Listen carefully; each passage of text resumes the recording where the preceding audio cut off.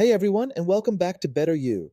Today we're talking about one of the most famous money books of all time, Rich Dad, Poor Dad. Have you ever wondered why some people who work hard their entire lives still struggle with money, while others seem to build huge fortunes with less stress? What if the reason isn't about how much you earn, but what you were taught about money? This book completely changes the way you think about money, and it all starts with a simple, powerful idea. So, grab a drink, get comfortable, and get ready to learn the money secrets the wealthy teach their kids. Secrets you won't learn in school. Let's dive in. And if you love what you hear, hit that like button, subscribe, and drop a comment below. Have you ever heard the saying, the rich don't work for money, they have money work for them? What does that even mean? Is it even possible for us to do that? This is the first and most important lesson in the book. The author, Robert Kiyosaki, had two dads. His poor dad was highly educated with a great job, but always struggled with money. His rich dad was a high school dropout who built a business empire.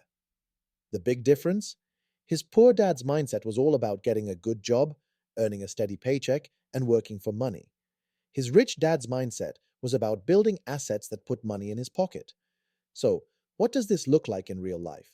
Think of it this way. Instead of trading your time for money, you use your money to buy things that make you more money. This is the difference between working for a paycheck and having your money work for you. Here's a quick tip. Instead of saying, I can't afford it, train your brain to ask, how can I afford it? This little question forces you to be creative and find solutions, which is the first step toward financial freedom. It's about exercising your mind, not just your muscles.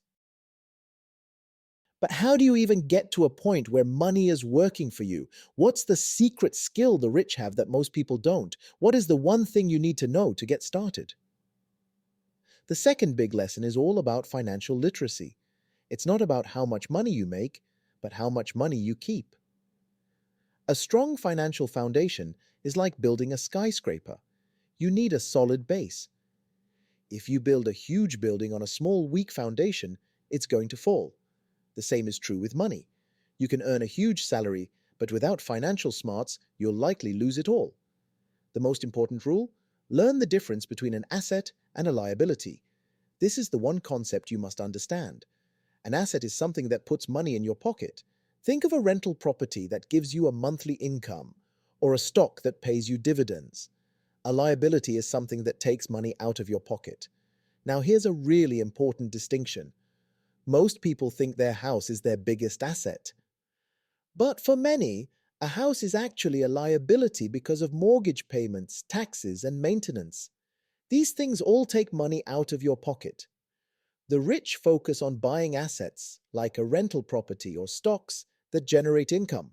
They keep their expenses low to free up cash to invest in those assets. This is how they escape the rat race.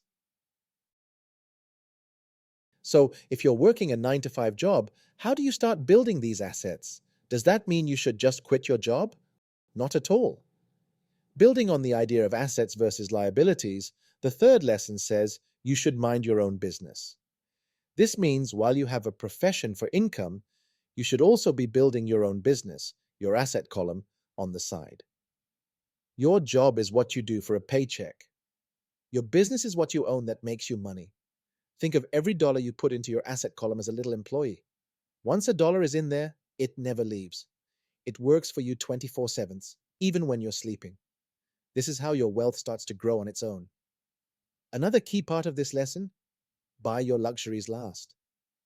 Most people buy a fancy car or designer clothes on credit, which just adds to their liabilities. The rich buy assets that generate enough income to then pay for those luxuries. Kiyosaki's wife, for example, bought a Mercedes with the money their apartment rentals were bringing in. That's a huge difference, right? But wait, if the rich are making so much money, how do they not get hit with a ton of taxes? Is there a legal way they get around it? Are taxes only for the poor and middle class? Yes, there is. This is one of the most surprising secrets in the book. The rich use a powerful tool that's available to everyone: the corporation. As an employee, you earn money, pay taxes on it, and then you can spend what's left. A corporation is different. It earns money, pays its expenses, and then pays taxes on what's left. This simple difference allows the rich to legally minimize their tax burden. So, what's the difference between someone who just invests and someone who becomes super wealthy? Is it just about being smart? Is there a magic trick to it? Not at all. Building on the idea of financial IQ, the fifth lesson is that the rich invent money. Money isn't a real thing, it's an idea. The real power is in your mind's ability to create wealth from ideas. It takes boldness and courage, not just book smarts. The rich see opportunities everywhere, especially during times of change when most people are afraid.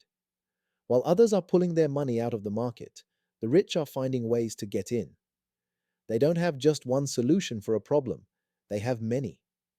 Kiyosaki gives an example of how he bought foreclosed houses for almost nothing, then sold them to buyers who had no money for a down payment, creating a promissory note as an asset. That's inventing money from scratch. It all comes down to continuously investing in your financial intelligence. You've probably been told to get a good job and stick with it for security.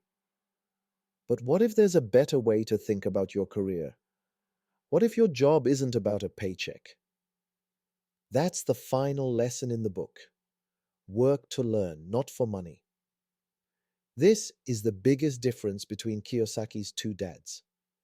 His poor dad valued job security above all else.